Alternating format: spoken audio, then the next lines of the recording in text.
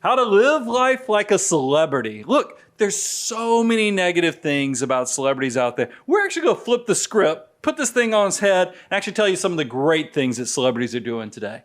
All that and more on The Money Guy Show. It's Brian Preston, the Money Guy.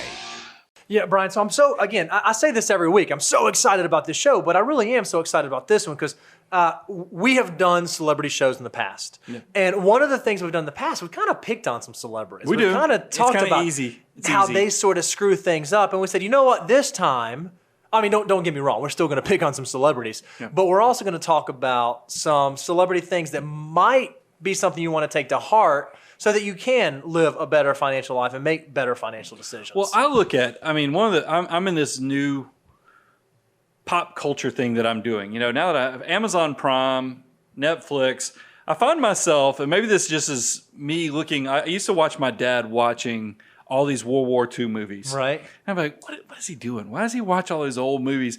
I have now turned into my father where I'm watching all the 1970s movies. Okay. And I feel like as I'm watching these, what I love is it's a time capsule into the past of things you might remember, experience. And I think that's what happens to older people, why they do that stuff. But I also think it's interesting to me as I'm watching these older movies, when you know who these celebrities are, you know what's going on in their personal life, you know the history of what's going on with them financially, just from news reports and other things.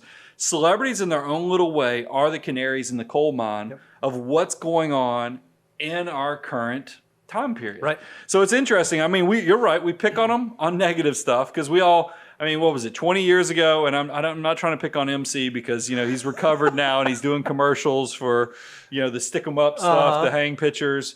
What is that? The command strips. Command strips. So MC Hammer blew $30 million on stuff. gold commodes and everything else. We've done shows on that. Right. We actually wanted to celebrate some of these people. And if you liked them before today's show, we're just elevating them up just a little bit exactly more. Right. We have a lot to cover, so I'm just going to kind of go ahead and jump right into this. Perfect. The first success, because what we did was we wanted to tie every one of these pluses and attaboy moments to certain planning strategies you should also do if you want to live like a celebrity. That's right. And the first skill set that you really ought to work on is pick a really good mentor. That's right.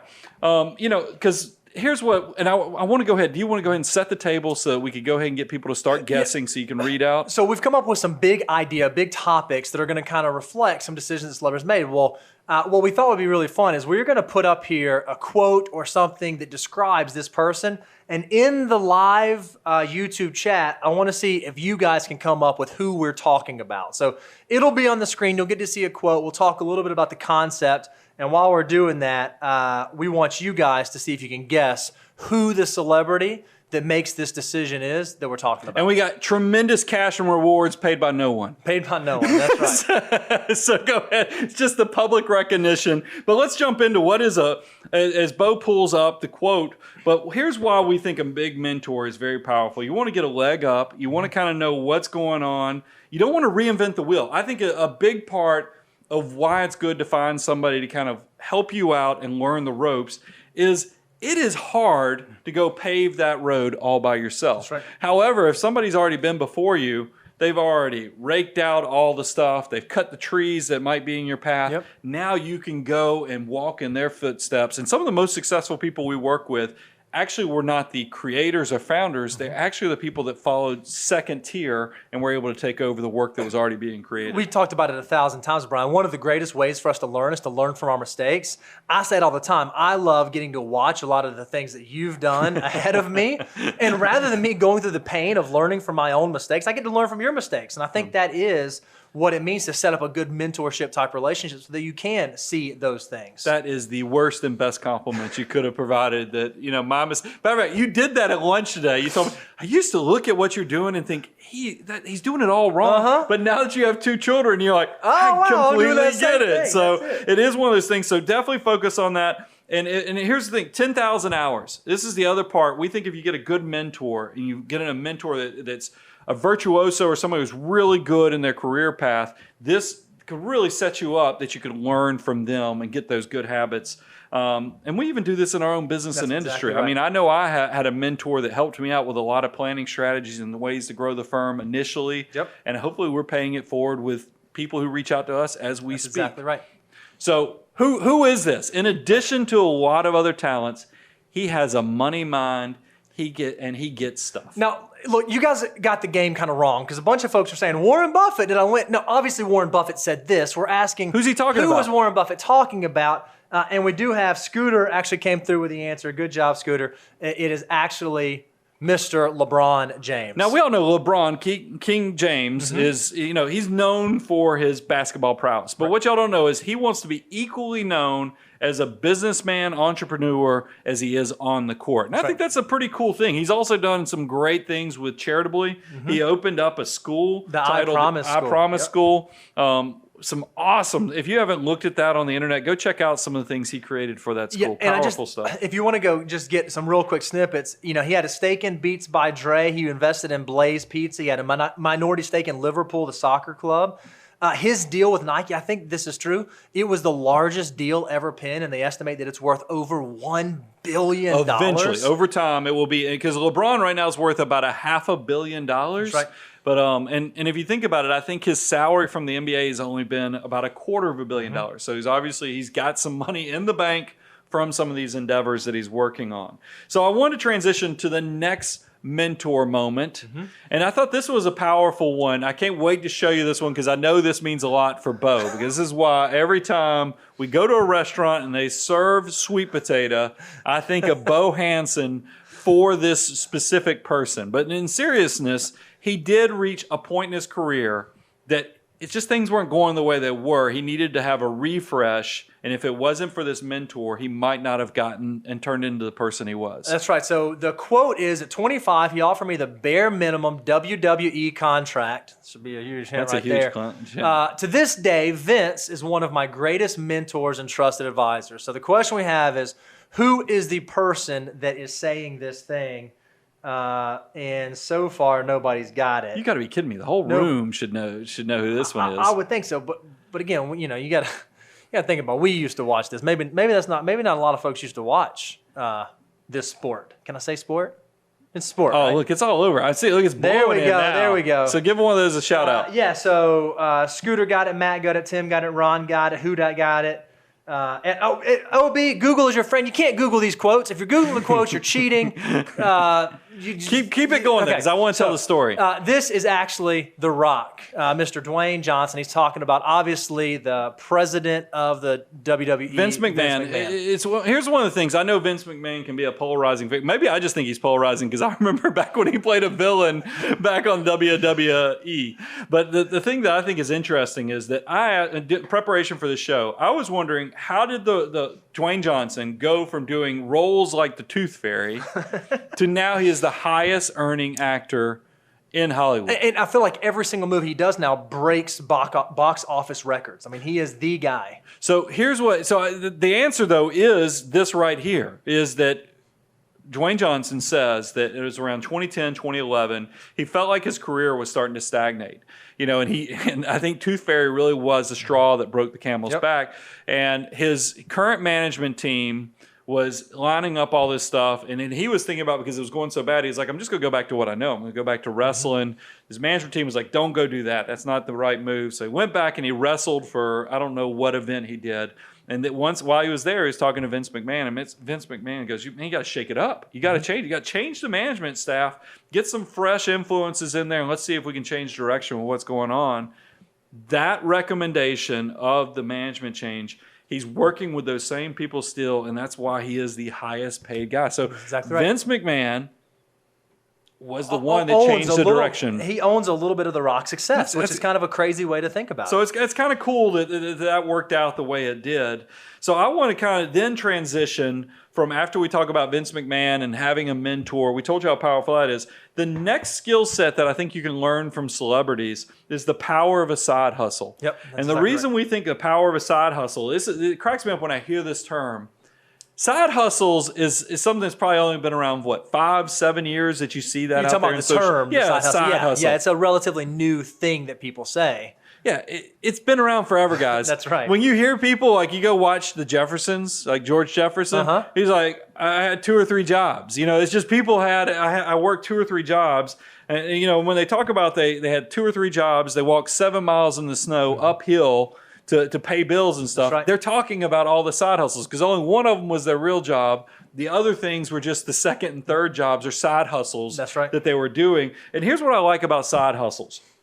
Side hustles, when I was thinking about this show, I was thinking about the 3 things that really come from side hustles. They first let you try out endeavors without diving headfirst into it. So you get to actually stick your big toe in and make sure this thing's going to work out. We always say, we talk about it all the time, for folks who want to go into entrepreneurial endeavors, a side hustle is like your first little foray, your first step, your first toe in the water of seeing if you can actually make it as an entrepreneur, because that's what your side hustle is. The second thing that a side hustle will do is it'll help dig you out of a tight spot. If you're a person, Bo, you said it, we've done in other shows where you either have to spend less money or make more money. There's only 2 options. Sometimes you've cut to the bone. That's right. You've already cut your expenses down, so you got to go out there and figure out a way to go make more money to get yourself out of that tight spot. And then there's a third category. This is for the people that are doing good things, but they look around and they go, man, I still got some extra. And I don't want to get busy doing nothing, so they go hustle. That's right. I mean, there's people, I think that you see this. Truthfully, I think anybody that's a billionaire kind of fits into this third category. Because for all intents and purposes, they could just stop and be okay, but a lot of them don't. We see this with even our clients that reach financial independence. They don't just go lay on the beach sipping Mai Tais because they feel like they can be doing something more, continue to create and generate. I'll take it a step further. You did a fire episode with one of our associates, Gabe, and all these people blew you up about it. Every fire person I know is still making money through blogging or doing, and now maybe it's because of the people we hang out with, we go to conferences with other social media people, but it does crack me up that I think there's a lot of people, they retire and then they don't want to get busy doing nothing, so they end up doing a side hustle. So that's a powerful thing.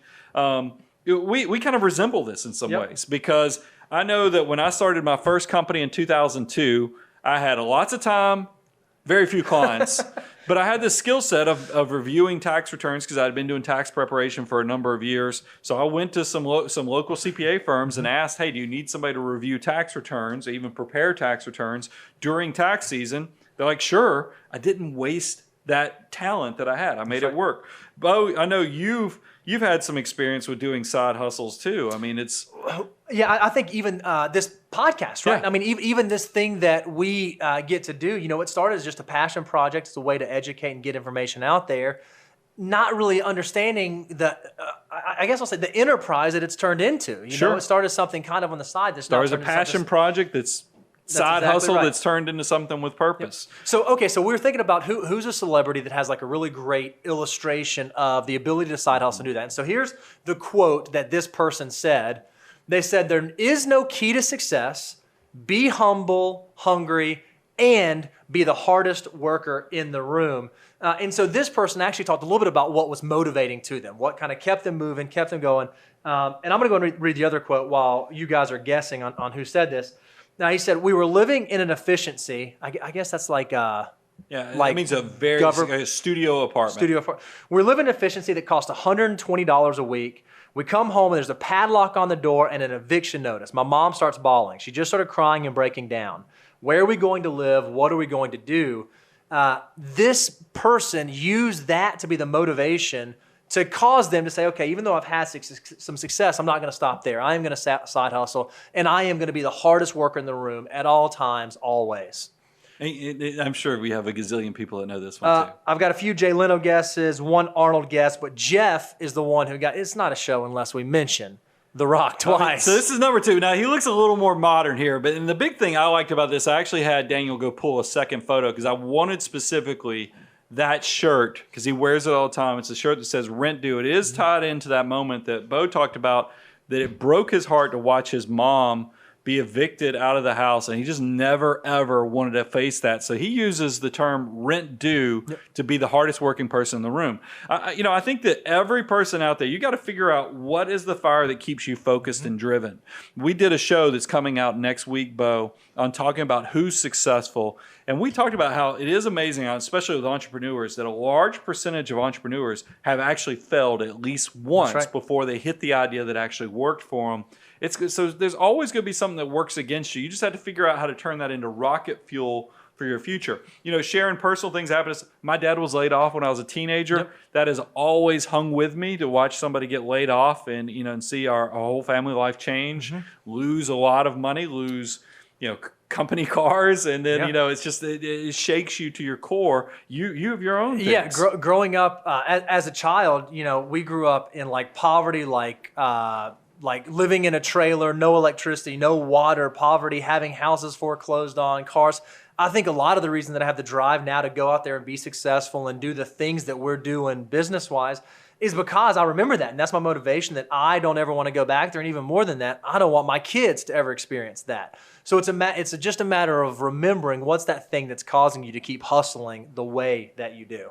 This makes me think we need to create a shirt, a swag shirt that says, "The Rock eats sweet potatoes, so I do too." And we could put Bo. Hey, Reeves, let's put that on the idea board, because that would just fly off the shelves. So let's move on to the second celebrity, because I do want to go through these a little bit. So read the quote on this one, Bo. So the second celebrity said, "I always had two incomes. I'd bank one and I would spend one." Now, this is a well-known guy, and I would argue that this was a successful guy, that he could have probably spent all of both incomes and he would have been probably okay, just because he had enough income flowing through. Well, I thought it was interesting when he said when he started getting traction in his industry in Hollywood, you'll see what it is in a second, he still was working at a Cadillac dealership to make money. And then, has anybody chosen it yet? Because I have even more I want to share on him. A Tony Robbins, a Will Smith, a Tupac. No one's gotten it yet. So the thing is, though, so after he lands a huge spot, because he was a fill-in. I'll go ahead and say it. I'll give another clue. Johnny Carson. He was doing a lot of fill-in work for Johnny Carson. So then he lands the actual Tonight Show. And the thing is, you would think that would be enough for him to want to live off of. Because like you said, I've always had two incomes. I'd bank one, I'd spend one. That's very noble. But when you're the Tonight Show host, you're probably feeling pretty good about where things are financially. He says that he still kept going and was booking over 100 comedian sets every year. That's just because he didn't feel comfortable just having one income source. One person guessed Shaq, and then all of a sudden I just thought about Shaq as the host of The Tonight Show, so that is not right. Shaq Diesel. But John and Anna, Misty, Debbie, Sonny, they all got it. The answer is, in fact, Mr. Jay Leno.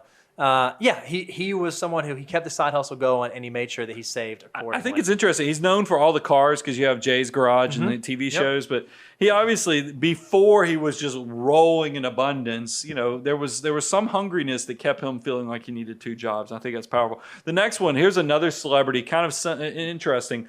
This is one that I was curious, I know who he is, but I was like, would everybody know? And you're like, oh yeah, no, he's like A-list now. I think he's a big deal, but I'll be curious to see if people get it, because I thought this might be one of the hardest ones on the list. Well, he's in action movies now, and there's a lot of stuff, but here's what I was impressed by, is that he kind of stumbled into this side hustle that he was in, is that him and another guy were kind of handy and they needed a place to live, so they pooled their resources and basically fixed up a torn down house, lived in it. Well, while they were living in it, somebody came and offered them a bunch of money to move into and buy it out from underneath them. They're like, wait a minute, we could do this while we're broke and hungry. So they started buying more homes, and a lot of them didn't have running water, didn't have utilities necessarily, but they would live in these things, fix them up, sell them for a profit. And then he eventually became very successful in the movie industry, but he is still, even with his success, continued to flip homes. Now it's just they're in much higher price points. I just think it's hilarious too, because I think about my buddies when we first started out. We were so tight.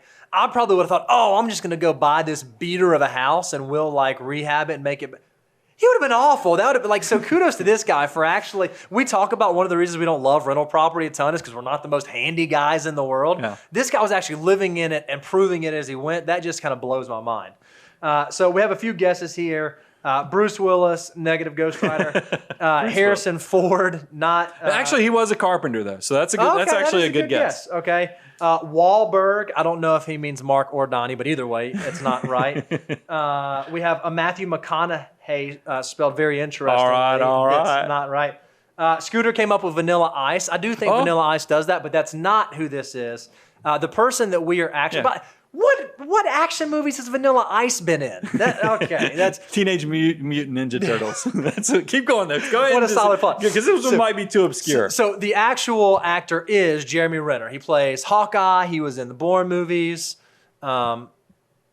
He was in the Mission Impossible movies. See, I'm nervous I was going to run out of his catalog. But it's still all kudos to Jeremy for fixing it up, living in a house, humble beginnings, and still keeping that going with a side hustle. Let's move on to the next skill set that we think celebrities do practice that you can actually apply yourself. And this is a big one. Every time, and I've said this so many times when I go to high schools, when I go to colleges, I talk about this as the cornerstone for how you're building the foundation of your financial empire, and that's deferred gratification. The reason I like deferred gratification is that not only are you taking a little bit of today for a great tomorrow, but it is also showing that you are an optimist. All the research continues to show optimistic people are much more happy as well as more successful than people who are looking at life with a glass half empty mentality. So you're not taking a little bit of today for tomorrow unless you have some type of optimistic thread running through you. So let's talk about some of these celebrities that are actually practicing this. And here's what I think is so great about deferred gratification. I have to believe, just living on Main Street in this country, it's hard to keep up with the Joneses. Sure. Or hard not to keep up with the Joneses. I imagine celebrities in the world in which they live, that is an even harder thing because keeping up with the Joneses is a very, very real thing. So someone who defers gratification is very much flying in the face of the societal norm in that culture, I would think. I worked to it. Y'all know in my past, I did work with some professional athletes. And one of the things that I thought was so interesting, you know these guys and their contracts and what was guaranteed, what was not guaranteed. But one of the stresses, and this especially kicked in with a lot of the professional golfers, is when do you go buy your own plane? Yep. And it is one of those things you were talking about, the peer pressure of keeping up with the Joneses. I mean, right now your peer pressure might be, are we getting a new car? Are we putting a pool in the backyard? Imagine if your peer pressure is, hey, so-and-so got a plane. Are we getting a plane? That's right. right. I mean, that is just a completely different level. So let's talk about people that are doing it right. So this first quote is, to this day, I still haven't touched one dime of my signing bonus or NFL contract money. Spoiler alert, there's a chance this may be a professional football player. He said some interesting things, too. He said that... Or retired. Or a retired professional football player. He's probably living off that money now. Keep going, though. Keep going. He says, if he liked a pair of clothing or shoes, he'd go buy it, but then his goal would be to wear it down to the rags. He did not care about having it always look pristine. That sounds like somebody else we resemble. Keep going. I'm not gonna lie. So we already have a few guesses coming in. Yep, you guys got it. Gronk. Here's Daniel pulled this quote. You didn't read this? I didn't read that. He has splurged on one chain necklace. Is that a wink to two chains? I don't know. That cracked me up when Daniel put that in there. He has splurged on one chain necklace. One chain necklace. So Rob has just one chain. He's not two chains, but he's got one chain, and that means he's good at deferred gratification. I'm just picking on Daniel, obviously, but Marshawn Lynch was a good guess. Bernie Kosar. A lot of folks are saying, hey, how many of these do we have to get right before you send us a tumbler? If you want a tumbler, you got to ask us a question. At the end of the show, we'll do a Q&A. We'll send you a tumbler. That's how you get the tumbler.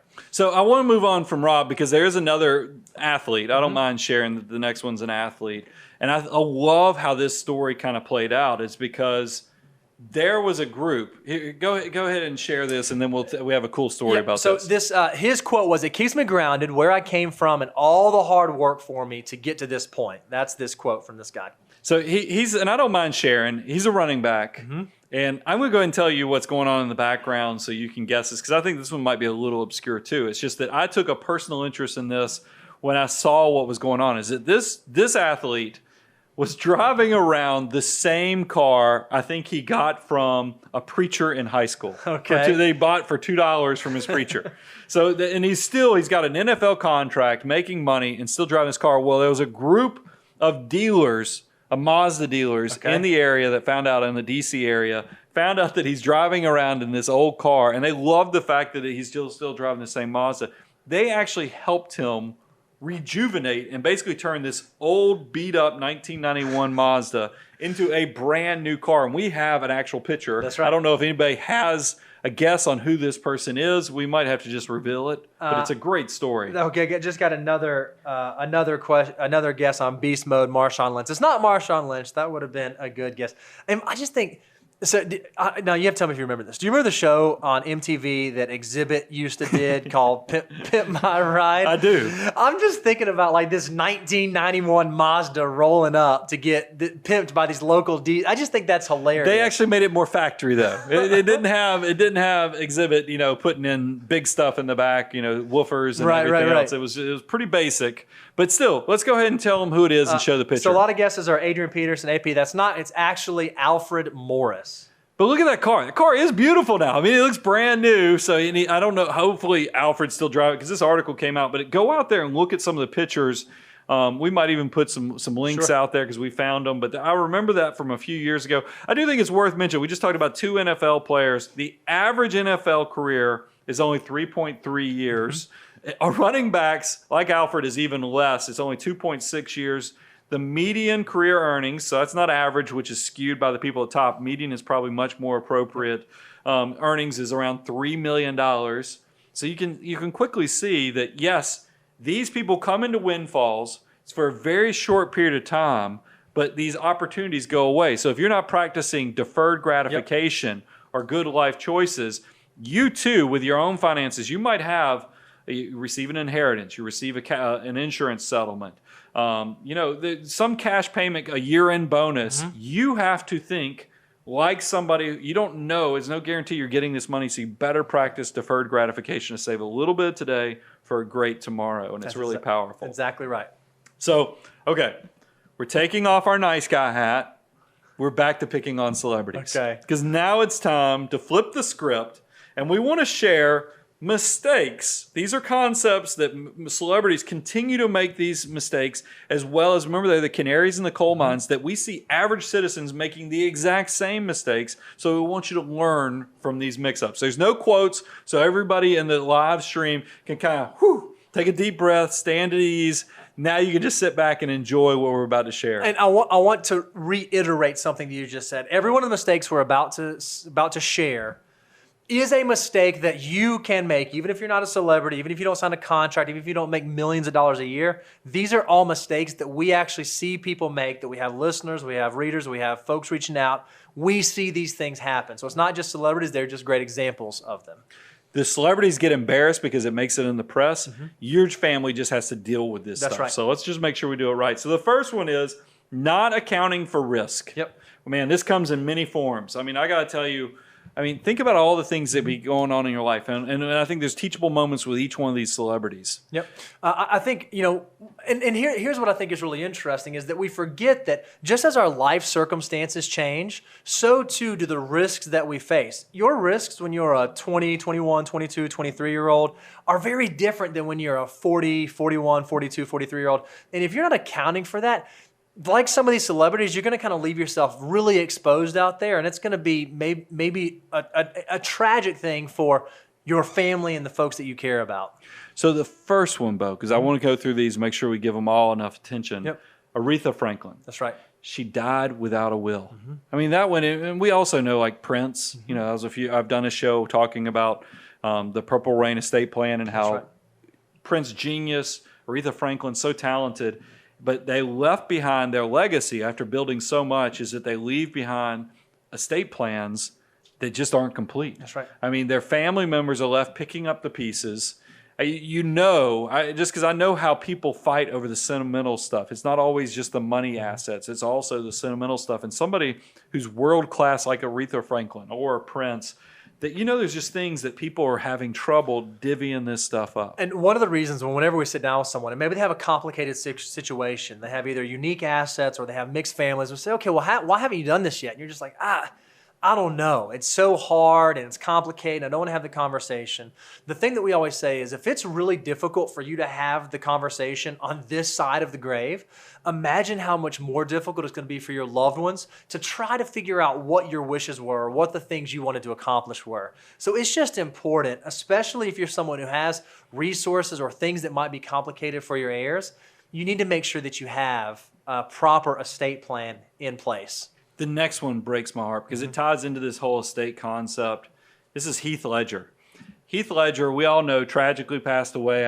Bad concoction. Of things in his system when he passed away. Brilliant, but he passed away. He did have a will, but the problem was his will was old, and it was written 3 years before his daughter Matilda was born. So she was actually left out of the will. No, I have no doubt. Heath Ledger, a superstar, traveling around the world, super busy. And I get how that thing can happen. That can happen to us. We have 100 different things pulling us in 100 different directions. But when you have major life changes, when you have births, deaths, weddings, marriages, divorces, any of those sorts of things, you need to make sure that you are reviewing and looking at your estate plan so that something like this doesn't happen for you or your family or your loved ones.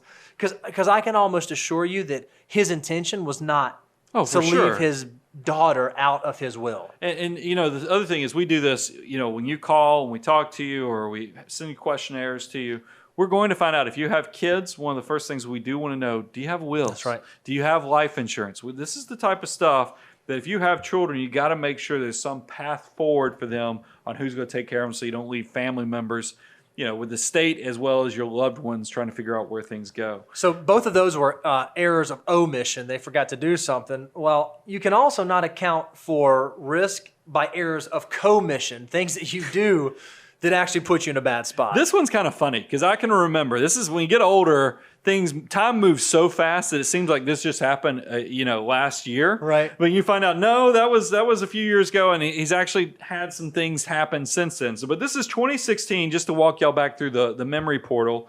Kanye West.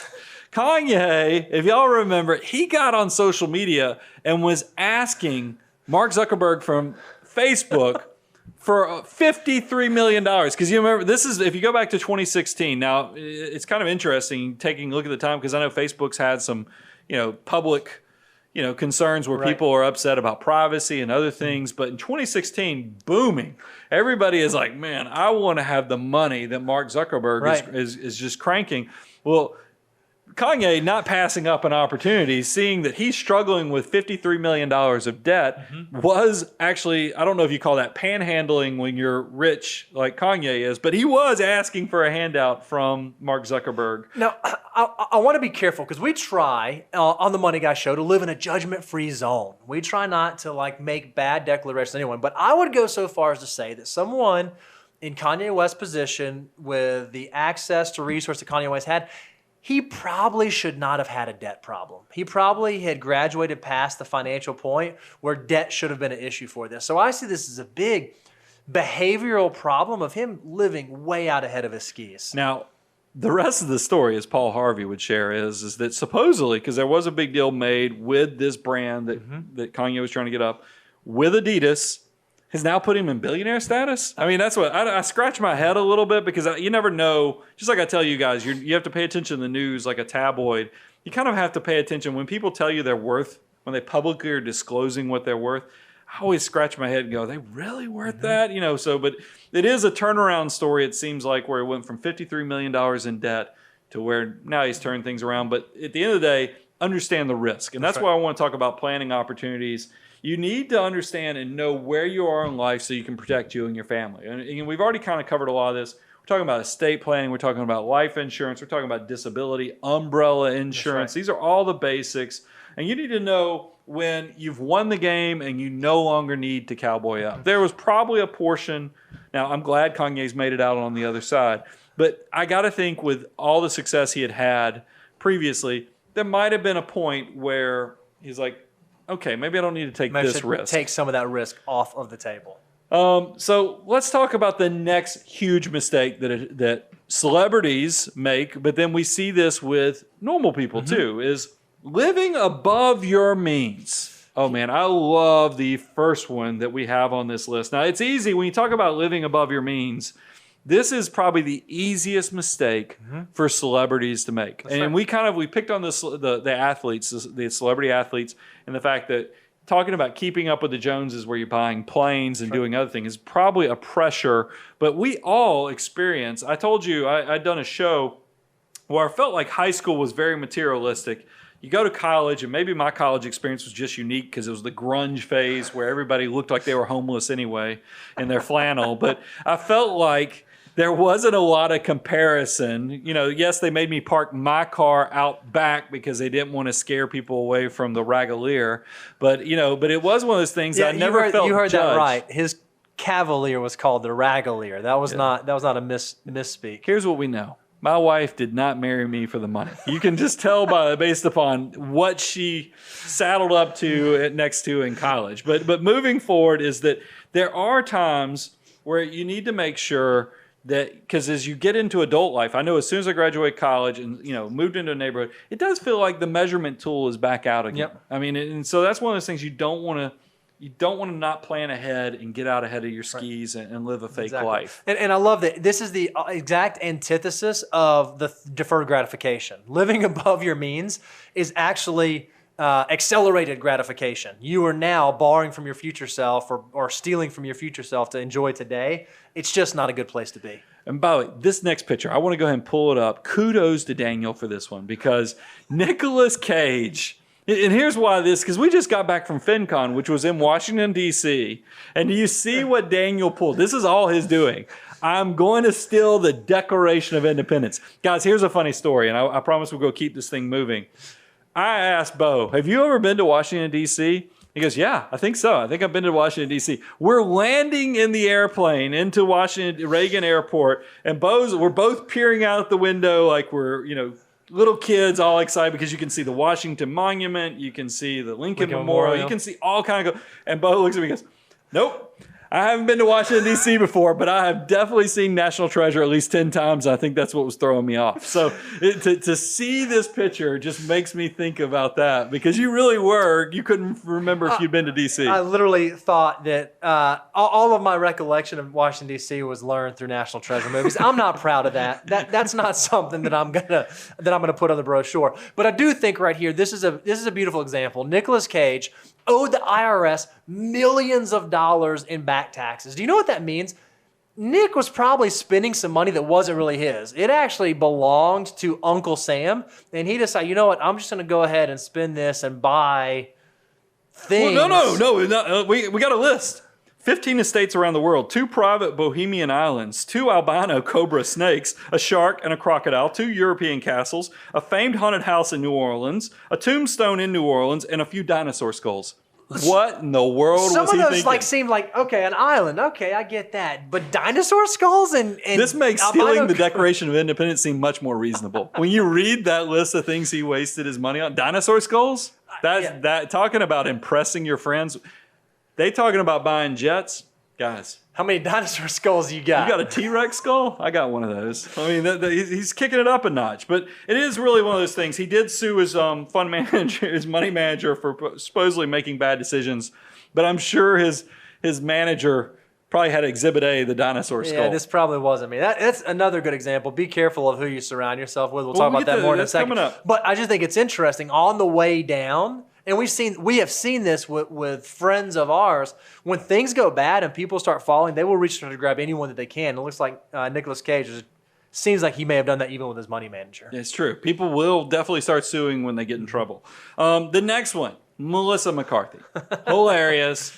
And it's one of those things we had to pass it around. She says she wishes she had never figured out how credit cards work. Because they basically, I'm sure this was back, I think she's a little younger than me, but actually, she's the same age. Yeah. She's the same age as me. So she was, came up in the same time I did, where basically if you'd sign up, they give you a bag of potato chips and a credit card. I mean, it really was. They'd actually give you junk to sign up for credit cards. The credit card. So she wishes she had never discovered it. And then as she was an actress starting to make it in New York, she said that people told her she had to look a certain way. She had to wear fancy shoes. She had to get designer handbags and other things.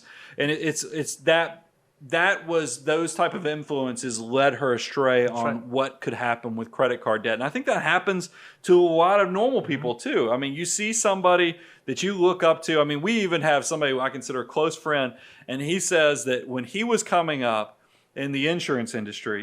His boss told him to go buy a Lincoln Town car because if he buy that car, it'd force him to be better at his job. You got to go be successful, else you can't pay for it. That was the thing that he said. Go ahead and spend the money. That is horrible advice. But I mean, I guess it worked out for this client because he is a client of ours, but I think it is horrible advice. And it seems like that's the same type of stuff that Melissa McCarthy was getting that advice as well. We threw in another one. Now, we have used this one before, but I think it is so great. And I know why. When I saw the slide deck, I knew why this got put back in there. Go ahead and flip the script. Will believes in showing some muscle cleavage like my partner here, Bo, does. If you notice, he's got that. Now, everybody out there in podcast territory, I'm going to give you the visual.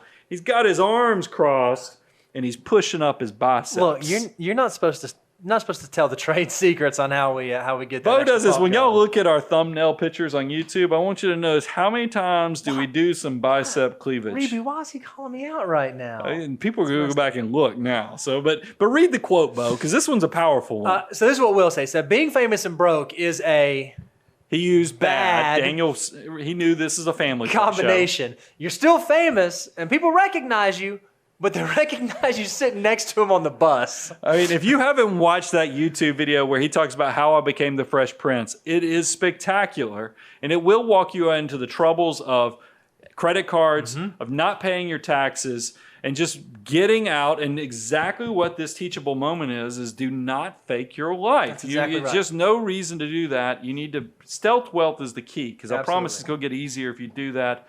Let's talk about planning opportunities. In the beginning, you're going to obviously budget. Look, nobody wants to budget. Budgeting's not fun. It's not something that you come home and go, guess what we're doing tonight, honey? We're going to talk about the budget. And she's not going to be like, woo! It just doesn't work that way. But it is one of those skill sets you got to practice for years to build some muscle memory so that you develop those automated, savings habits and other goals get funded automatically so you can pull back from the budgeting and go to a more experienced, more mature cash management plan. Now, we've had some folks reach out to us because you've heard us say this before. Neither me and my household nor Brian and his household budget now, but it's not because we don't think there's value. It's because we have that muscle memory. I would make the argument, even though Nicolas Cage, when he was at his height, was probably making millions and millions and millions of dollars, just because he had income flowing in doesn't mean that he should have been budgeting.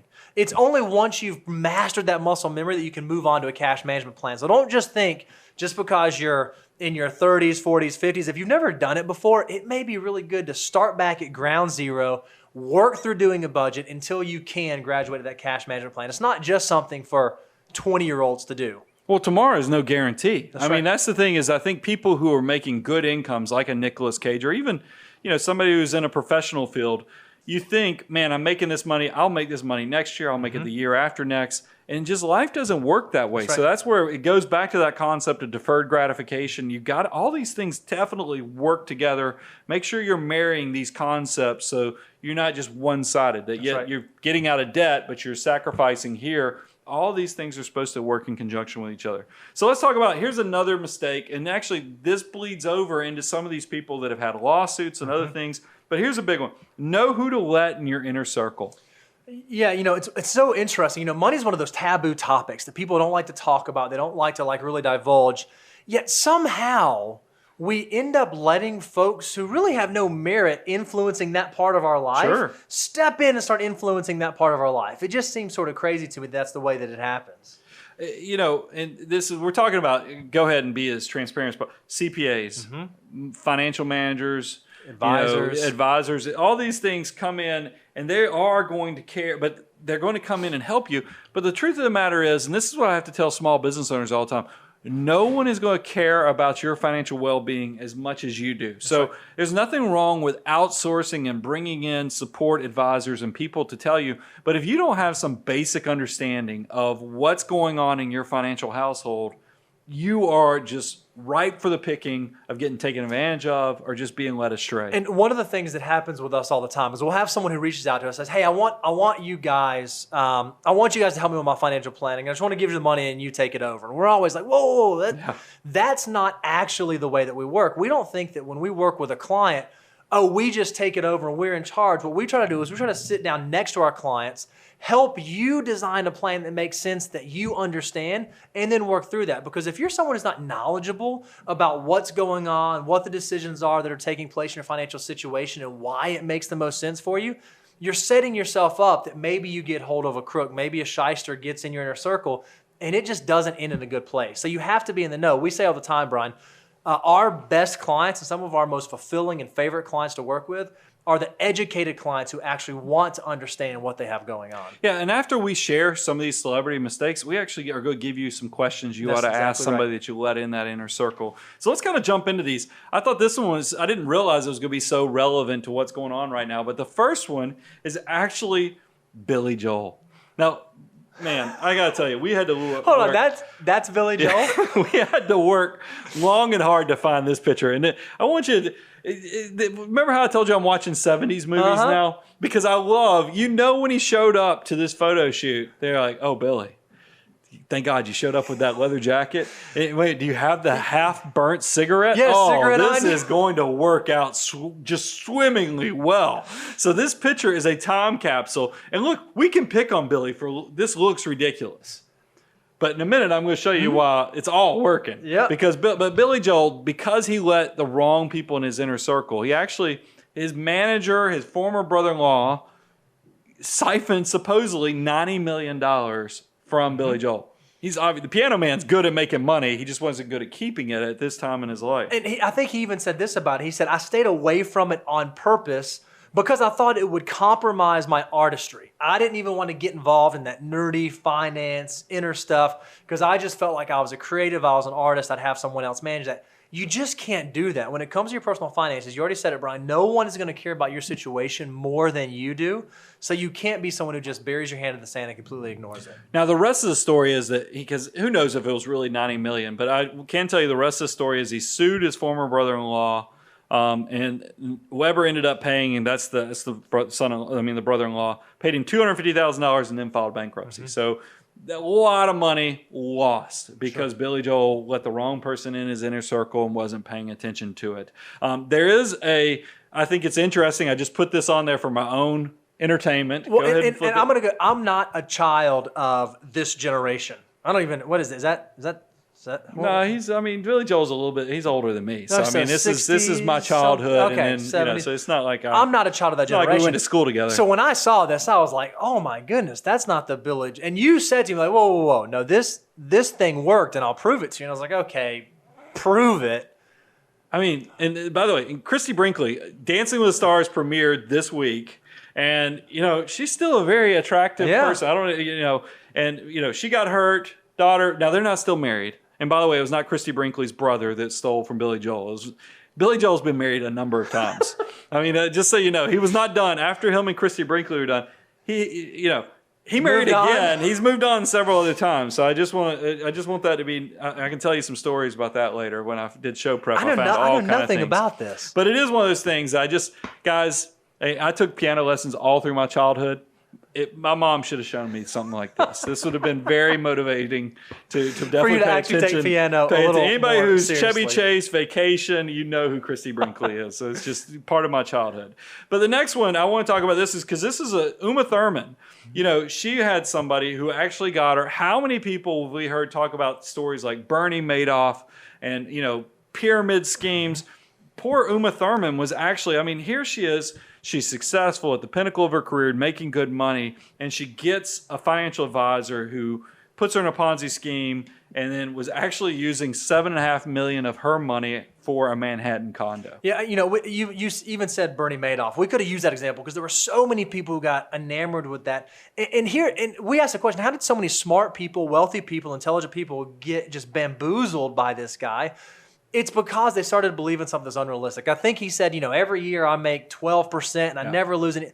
In the financial world, unfortunately, if it's too good to be true, there's a good chance it is. There's no get rich quick. There's no all the return with none of the risk. That's just not the way that it works. So if someone is selling you that story, red flags, spidey sense should immediately go off. So let's talk about how you protect yourself. What's the planning opportunities here? The first thing, great resources, like they're free, like the Money Guy Show. I got some basic books. We've done content on books that people ought to go look at. But I want to go even deeper. Let's talk about understand conflicts of interest.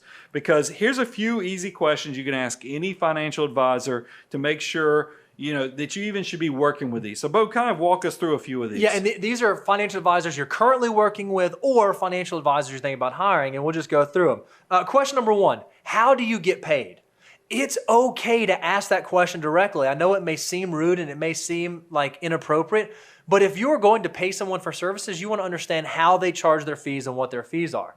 Question number 2, are you a fiduciary advisor that is legally required to act in my best interest? There's a big difference in suitability versus fiduciary. Are they working for me or are they working for their company? You need to ask that question. I've often said, humans are suitable to eat candy bars, but no doctor or nutritionist is going to recommend that in your diet. Exactly right. Big difference between suitability, which is, you're a human, you can process that. Just like, hey, you're a pulse and you make money, you could afford, even if this loses money, you're suitable for this, versus a fiduciary is legally required to act in your best interest. Understand the difference between those two things. Here's another really easy one. Do you have access to index funds that cost well below 20 basis points? This is one that we didn't use 10 years ago, but the landscape has changed.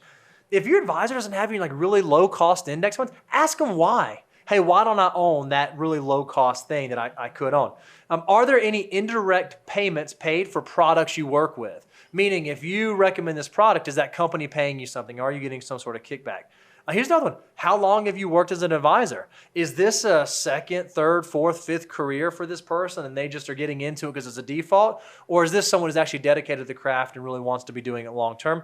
What's your typical client look like? What's your advisor's expertise working with people in a similar situation to you? I don't know that you want somebody cutting their teeth on your financial situation. You want to make sure they have some experience there. And then, do you practice what you preach? Yeah. All the things you're telling me to do with my finances, are you in fact doing those things? This strategy you told me about, is that something that you're doing? If it is, why did it make sense for you? If it's not, why did it not make sense for you? So after you go through the questions of what to ask a financial advisor or somebody you're dealing with money, I think it's important because this goes beyond just financial advisors. You need to have checks and balances on access. I was always amazed when I worked in public accounting how many people would give you their online credentials for their checking account. It's different from like a retirement account or other things where you can't really get access to the money until you reach a certain age. But there are people that are just letting bookkeepers have checkbooks and other things. So you need to control checks and balances on who has access to writing checks in your business, writing checks for your household. Right. Because that is where sometimes things can go aloof, and before you know it, you find out that somebody is siphoning money. That's what you wonder, how do all these celebrities have millions going out the door? The reason is they had the wrong people in and they had no limits on checks and balances of who had access to the money. That's so right. You see people, you can imagine somebody who's hungry, struggling, or maybe has made some bad lifestyle decisions, whether through gambling or other things, and they see this pot of money there and they're like, hey, Billy probably doesn't care. He's got money rolling in. He won't notice if I take 100,000 here, 200, and before you know it, $90 million is siphoned out. But it is one of those things that you got to pay attention to who has access. Even if you're not rich and famous, these principles can help you tremendously in your financial life. Brian, we talked about this, and we didn't get very far on it. But there's been these shows about lifestyles of the rich and famous, or Cribs, or these shows that really highlight the spending behavior of folks with resources, of celebrities. And wouldn't it be really cool if there was a show that highlighted and focused on the prowess of celebrities that make really good financial decisions? Yeah. If all it was the good list. So if you are somebody who's modeling your life after folks, which you probably shouldn't do that anyways, but if you are trying to live that type of life, make sure you understand the person that you are aspiring to be and understand if they're making good financial decisions or not. Because a lot of the glitz and the glam, it fades, especially if you're someone who's living out ahead of your skis, you're not deferring gratification, you're not trusting the right people in your inner circle. These are easy mistakes that we all make every single day that can be avoided. You just have to be conscious and aware that they're happening. And I'd encourage you, look through, just like I tell you to be careful with the news media, you have to, with the lifestyles of the rich and famous, the cribs, that they have come out and so many of those celebrities were actually faking those cribs. They had rented a car, they had rented a house. None of it was all false. It was fake news if you're using modern terms or whatever. But here's what I think is interesting. Why is it timeless and why do these concepts continue to work? Millionaire Next Door. What does that book title show you? It shows you might very well, your next door neighbor, who you don't think is any different than you, might be sitting on millions. That's right. Because it's stealth wealth that's living right under your nose. Same thing, Everyday Millionaires. Chris Hogan's book that came out last year, I believe. I mean, it's talking about all the down-to-earth concepts. None of this stuff fits into that square of the lifestyles of the rich and famous, the cribs, all the other things that you see people trying to imitate. And I think there's a lot to be said on that. Remember, canaries in the coal mine of the moment in time of what celebrities are doing.